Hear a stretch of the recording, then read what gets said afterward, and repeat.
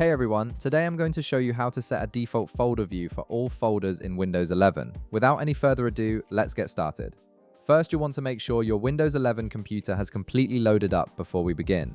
Once everything is ready and your desktop appears, we can jump right into the tutorial. Now direct your attention to the Start menu, which is the Windows icon located on your taskbar at the bottom of your screen.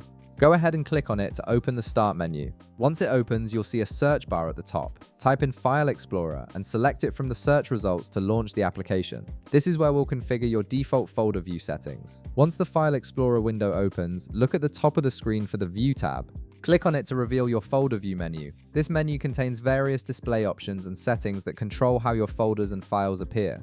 From here, you'll notice a drop-down menu labeled Options. Click on it to proceed to the next step.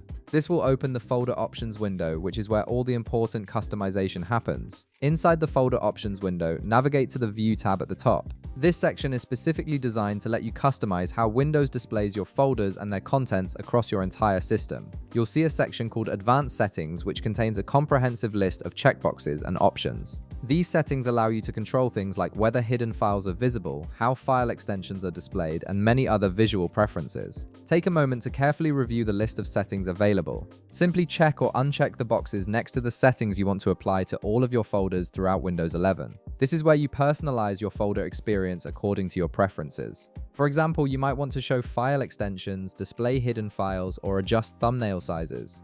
Each setting you modify here will become the default for every folder on your computer. Once you've selected all the settings you want, click the Apply button at the bottom of the window.